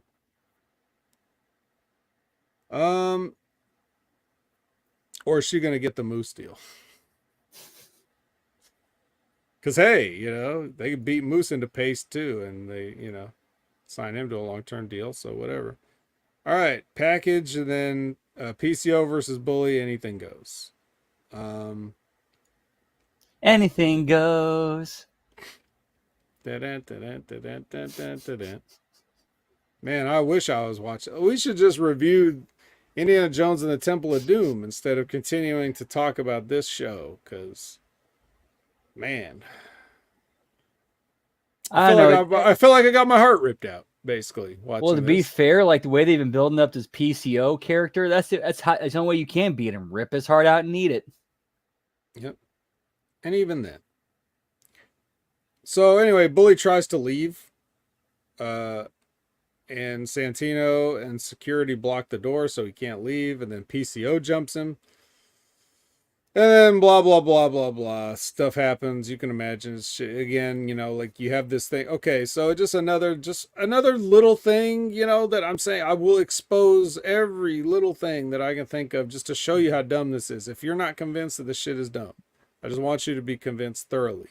So they have a bunch of stuff already set up around the ring. And So Bully goes and grabs a trash can of all things, right? And then there's stuff in the trash can, like the lid and like maybe something else. Like there's some other stuff. He dumps the stuff out of the trash can just so he can go and hit PCO with the trash can. Now, again, you already tried to kill this guy twice tonight. Like literally kill him, not just, not just hyperbole, but like you hit him with the car and then you try to set him on fire again. Why do you care if there's something in the trash can when you hit him with it? Just hit him with the whole fucking full trash can. Are you serious? Are you serious? And the stuff that this guy does to himself, you think he cares if there's like a trash can lid in the trash can? Just fucking hit him with it. God, these people are so dumb. So dumb. Anyway, the match is a bunch of stuff like that. And then they go for a table spot where it's supposed to, he's supposed to like set up the table and put Bully Ray through the table. So he lays him on the table and goes to do his swanton off the top or whatever. And the table breaks, but not in the place that you normally would think that the table would break. The foot of the table breaks. So it just bends and then the table falls over intact. And then they're like trying to set the table back up because they don't realize like, well, first of all, your spot got fucked up anyway. And you're doing the thing where you're just running the spot again. So you're setting up the table and you don't realize that the foot is broken and that's why the table fell over. Like I've never seen two fat guys like do the table spot where they slid off the table and the table fell over and nobody hit anything. But they still somehow broke the foot of the table. So they're trying to stand the table back up and it won't stand because the foot has bent the completely other way. You know what I'm talking about? Like Brandon, you saw it, to the people listening and the people kind of watching can see me do this, but you know that little U-shaped thing on the legs of the table one of those bent the completely other way. So now it's facing up and it doesn't look like a U, it looks like an S now. So you can't stand it up because it's only got the foot on one side of it. So it keeps falling over when they try to stand it up. So finally somebody gets the bright idea to set it up in the corner, standing up. And then he puts Bully through the table and pins him. Oh, geez. At least it was two veterans who kind of had an idea how to work around that and improvise. Like, if it had been one of these younger guys, they'd have been deer in the headlights, not knowing what the fuck to do. It doesn't matter if they're veterans. They did all the same shit on purpose beforehand. So, rotten. Fucking rotten. Rotten match. Rotten things happened in the match. Rotten storyline about the match. Everything about this was rotten. Both these guys should retire with Tommy Dreamer. They can all retire to, I don't know, whatever, Golden Corral. Fuck Island, pal, yeah. Gross. So Scott and Eric are with Gia and no music underneath. Something about 1,000 episodes. Nobody cares. And then the Impact Tag Team title match with the Guns versus the Rascals. Now, did you watch this match or did you watch up to this match? Up to this match. So you didn't see this match? No, in fact, let me pull it up right now. I'm actually looking at them about ready to ring the bell right now. Oh, don't bother. It sucked. Get your Yup shirt at shopimpact.com. Yep. Yeah, this match it had all your favorite things. Synchronized swimming, double teaming. The ref just goes, I don't know, I guess. And then a nice roll up on Goldberg 98. So all the greatest hits are here. Everybody's favorite match. Everybody's favorite wrestlers. This is exactly what you paid for. Yeah. Yep. So. Alex Shelley influenced an entire generation. An entire generation. I mean, he influenced Bully, you know? It was only Alex Shelley's savvy that allowed him to salvage that table spot. Then we get a package, and then we get the Knockouts Championship match. Package. Luger, package. Knockouts title, Lish versus Trin. Fat Eddie wants to introduce the wife. So he gets on the microphone, and then she says, like, oh, boo, boo. I can't even understand all you idiots with your stupid accents. So I guess stupid accent is a thing now. I think what again, I'm not defending it, I'm not supporting it. I'm just trying to explain what I think what their mentality is. I think what they're trying to go with is Alicia having such a very obvious Boston accent, her making fun of everybody Yeah. else's, so that they can turn it around and make fun of hers. Yeah. Well, I get that. That's fine. There's no problem with that. I was just thinking because they did it in the Toronto taping, and I thought she was just doing it there, but this is, a different place. So It's I not gimmick guess worthy, it's New no. York. It's New York now, so I thought. Yeah, wouldn't it be a little bit more like in line with the Boston one? I mean, Not quite, but like, a little yeah. closer to home. Basically, all I'm saying is I didn't know if that was a one-off, but apparently now she's probably gonna make that her thing. Every town she goes to, they have a stupid accent. Yeah. It, And it's Liz it, says, it's not the worst one off, but making it a whole like character trait, nah. uh, I don't know, man. I don't know. Could do it. It's fine. I mean, what else has she got? She's got nothing. So I mean, I thought the whole intrigue of like her trying to step out of the shadow of being a wrestler's wife and trying to make her own, carve her own like slice and her portion. I thought that was kind of intriguing if they would have went that way, but obviously they're not. guess not. Uh, well, anyway, they have a match. Surprising. They have a match. Um, after the ref gets bumped. So there you go. After that happens, Eddie gets involved. But don't worry, because they're gonna hit Tracy Brooks's music, and she's gonna run out with her sequin jacket and her, wrestling pants on, and she's gonna run down there with her husband, and they're gonna save the day.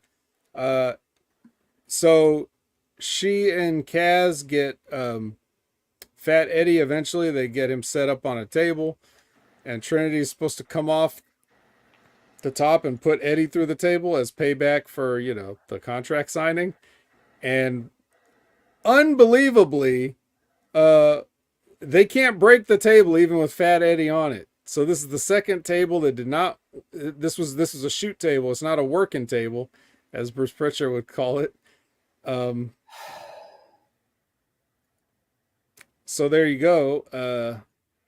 That was funny though. It was funny just seeing like Fat Eddie just slide off the table. Like it's great.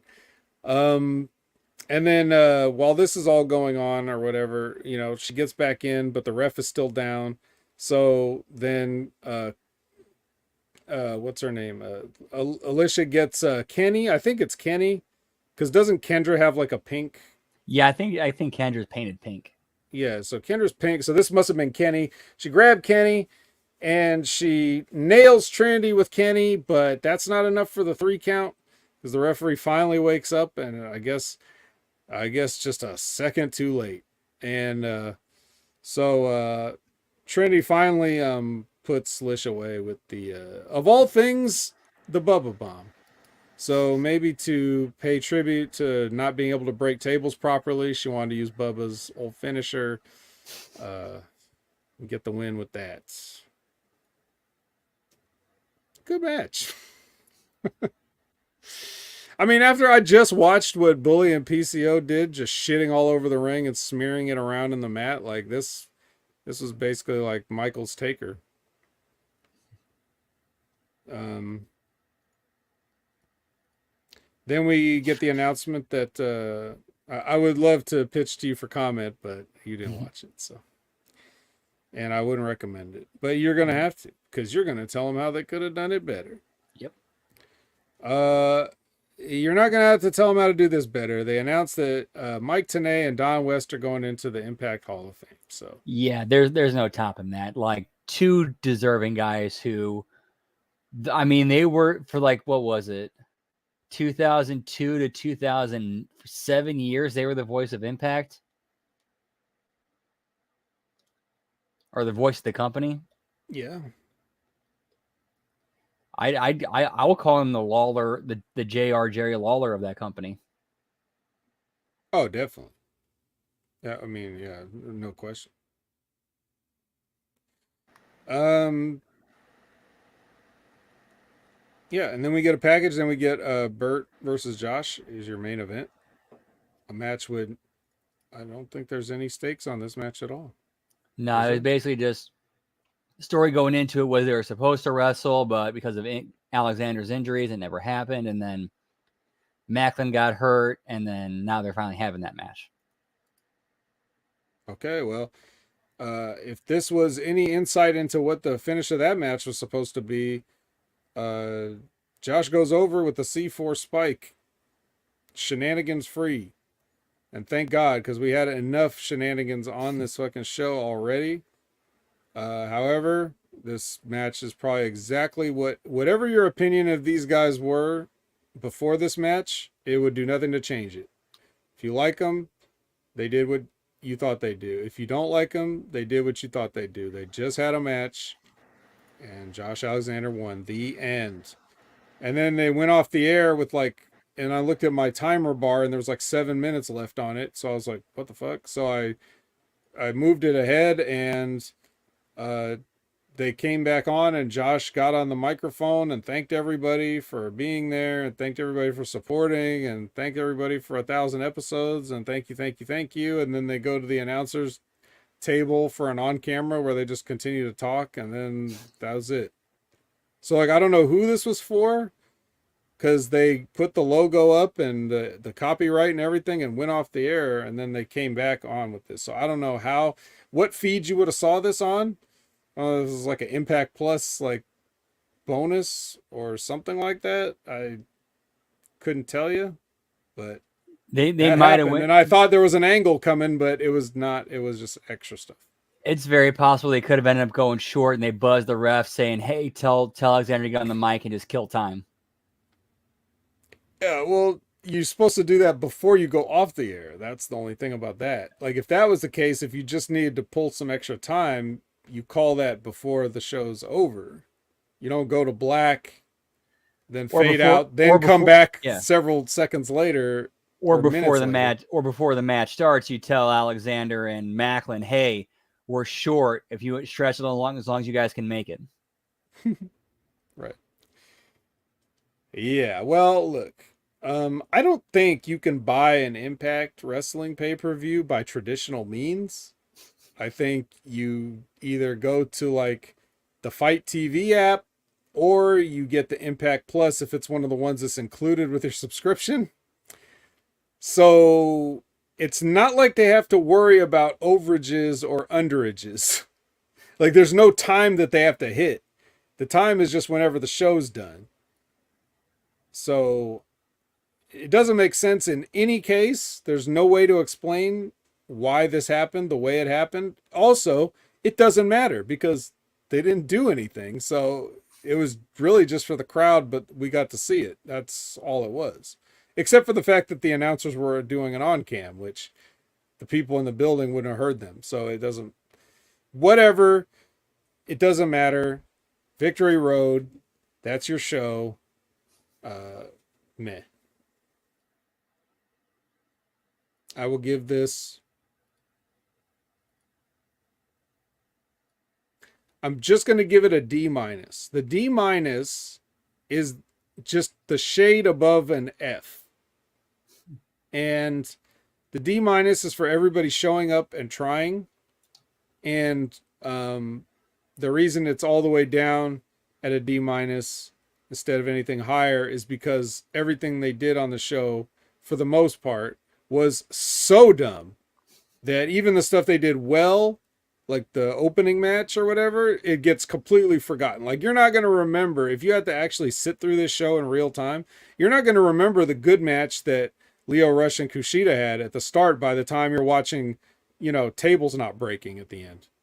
So ultimately, I can't call it a failure because the good stuff did exist, but But the good stuff was few and far between. it was, yeah, well, everything else was just so bad. the attempted murders, the failures of the props, the psychology not being there, Tommy Dreamer just embarrassing himself, like Like so watching an many episode of things. WCW Nitro in '99. I'll take that. Less went wrong. Um, so, but even though they went wrong, you didn't go wrong with hearing our recap of it and our review of it. We had a good show, even if I say so myself.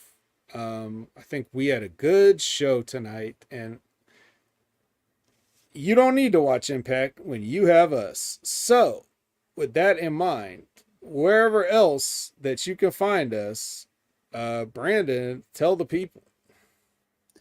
You can find me on Twitter at TransArchusTia, twitch.tv/Miss Tia the Transarchus, as well as Substack at HMG Brandon. Whoop, whoop. All right, now on Twitch, you must have completely raided World of Warcraft. There must be no more things to raid, right? You've plundered everything at this point, right? There's nothing Yeah, left. I'm trying to trying to figure out different stuff to do and the time to do it. Plus, as well as we actually got some new, they actually announced the next content update coming out, hopefully in the middle of October in the latest. All right, so right around the corner. All right, well, as for me, you can find me on those same places at Opinion Haver, whether that is Twitch, whether that is Twitter, whether that is any of your other social media platforms, PlayStation Network, whatever. Anything, even the things I don't use, like Xbox Live or TikTok. You could still find Opinion Haver there, but you just won't find me there. So follow me there. You can check me out at HMG all over the place, whether it's Next Level Wrestling Review with Big Ray Hernandez every Wednesday at 8 a.m. Pacific, 11 a.m. Eastern, or whether it's, Wreckage on Sundays at 8 a.m. Pacific, 11 a.m. Eastern, with the PWC boys, Chris Ames and Jimmy T. You can find me on those type of places. You can definitely find me on some other stuff. You may not see me on Wrestling with Rip Rogers, but you will definitely hear about me because I'm constantly referenced with inside jokes and running gags. So even though I'm not on the show every week, I'm still on the show every week. And they just had a big interview with Jerry Briscoe. If you're a member of the channel, which is only $5 a month, or whatever tier. There's two different tiers, I think. So $3 or $5 a month or whatever, you get that full interview with Jerry Briscoe. It's 2 hours. They talk for 2 hours. And you've already probably seen some clips pop up. So Von Lilas is putting out the clips of Jerry Briscoe telling stories about, say, Danny Hodge and the infamous plier breaking incident, and where he went through an entire hardware store's supply of unbreakable pliers and just snapped them with his hand one after the other. And then other stories about the territories and things, what really happened during the infamous WWF takeover, was Black Saturday or whatever it was called. Get his perspective on that. So check that out. And then, of course, Stevie Richards. Stevie Richards putting out stuff. Looking at Goldberg, not Chris Sabin, but the actual Goldberg ending Bret Hart's career. That was a great video. Yep. So you've got that. So there you go. So you got that on both Patreon and YouTube. The content is mostly different. There's a little bit of the same, but it's mostly different. So you're getting two different things on Patreon and YouTube. Stevie Richards Wrestling Analysis, and of course Stevie Richards Fitness is going strong as always. So check out all of those people, and anybody else I forgot, check them out too. Go find something and check it out. Find your own thing and check it out, and then tell us to check it out at all the places that we told you. So word of mouth is the best form of spreading knowledge and information. That's right. And mouths also spread other things. So be careful with that. And we're going to get locked down again. So with that being said, This has been Impact Attack. For Brandon, I'm the vet, and I don't have